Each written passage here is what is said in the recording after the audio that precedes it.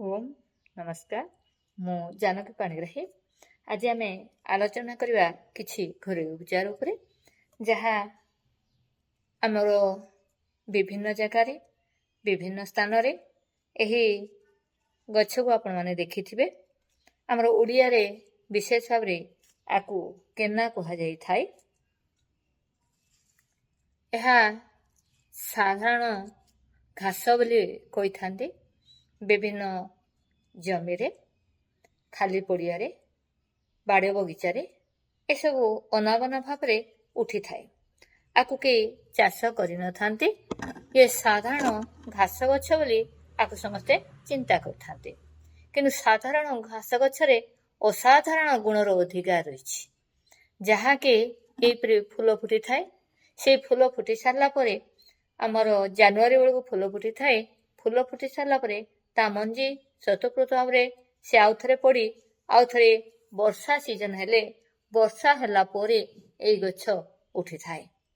गाँ गहली रे किछि किछि व्यक्ति एहाकू साग करिके खाई थांती, किंतु बहुत धनी व्यक्ति जो माने सब सहर रहिचंती सेमाने भाबी थांती ये घास जाक खाउचंती, किंतु एई घासर जे केते लाभ ताहा आमे जानिले आमे भी निश्चित भाव में सबुदिन प्रयोग करिबा। एही केना जाकू कहा जाउचे, जाकू कि कोष पुष्पी कहा जाई थाए।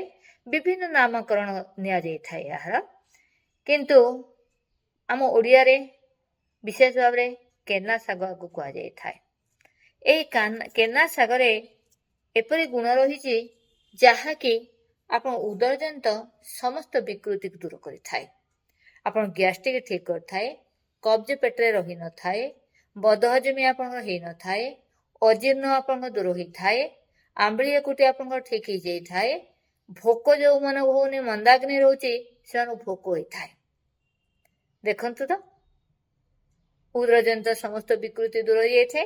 केवल एही साग को आपण साग जेमती करूचंदी साग से भाव में आप खाईपर। आप अधिका उदरजनित समस्या अच्छी यही पत्र को आप फुटे तार पानी को भी पी पारे। पीवा द्वारा भी लाभ मिली थाए। यह सबुदिन मिल न थाए, केवल वर्षा दिन होई थाए। तापर जनवरी बेलू ताहा देखा जाई न थाए।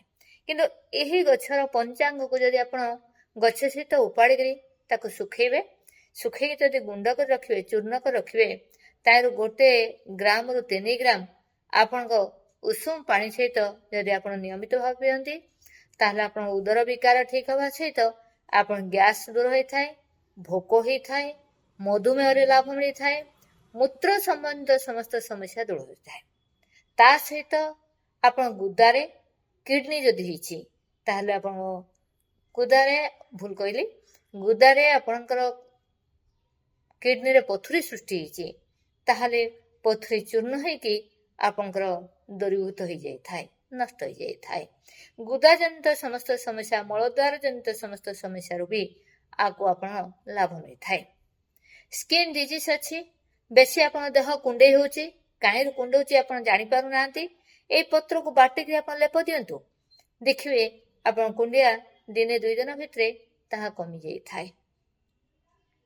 मुहरे विभिन्न प्रकार चिन्ह अच्छी ताहले मुहर चिन्ह को दूर करि थाए जदि नियमित भाव में बाटिक आप लगाती।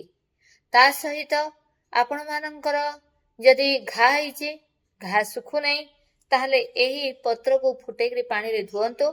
एही पत्र को बाटिक लेप दियंतु, देखिए अल्प किछि दिन भितरे आपणकर सेही घा सुखी जाई थाए। आउ खाल जदि होइचे ता भरी जाई थाए। एही पत्र एपरि गुण रही। एही पत्र को बाहर करी आपण बेसन रे जदि छाणी पकुड़ी करी खाती ताहले आपको लाभ मिली थाए। एही साग को खाइबा द्वारा लाभ मिली थाए, पानी को फुटे पीवा द्वारा लाभ मिली थाए। एही पत्र को बाटिक कुष्ठ रोग जदि होइचे, आपन गोड़ जदि आपन जेही जाइचे, घा होइके सुखु नहीं ताहले भी आपको लाभ मिली थाए। एही पत्र को फुटे रस पीबे, आ ये पत्र बाटिक नियमित भाव में लगेबे। उदर विकार दूर होई थाए, मूत्र संबंधित समस्त समस्या दूर होई थाए। ता सहित आपन दांत रोग, दांत हलिबा, दांतरू ब्लड पड़िबा, ଦାନ୍ତର ବିଭିନ୍ନ ପ୍ରକାର ସମସ୍ୟା ହେଇଥାଏ, ଖଟା ମିଠା ଲାଗିବା, ତାହେଲେ ଆପଣ ଏଇ ପତ୍ରକୁ ଆପଣ ଭଲ ଭାବରେ ଫୁଟାନ୍ତୁ। ଗୋଟେ ଗ୍ଲାସ ପାଣି ଦେଇ ଅଧା ରହିଲା ପରେ ସେଇ ଉଷୁମ ଉଷୁମ ପାଣିକୁ କୁଳି କରନ୍ତୁ। ଟିକେ ହଳଦୀ ଗୁଣ୍ଡ ପକାନ୍ତୁ ଆଉ ଆପଣ କୁଳି କରନ୍ତୁ। ଦେଖିବେ ଆପଣଙ୍କ ଦାନ୍ତ ଝାଲିବା, ଦାନ୍ତ ବିକାର, ଦାନ୍ତ ଦୁର୍ଗନ୍ଧ, ପାଟି ଦୁର୍ଗନ୍ଧ ଏସବୁ ଯାକରେ ବିଶେଷ ଲାଭ ମିଳିଥାଏ।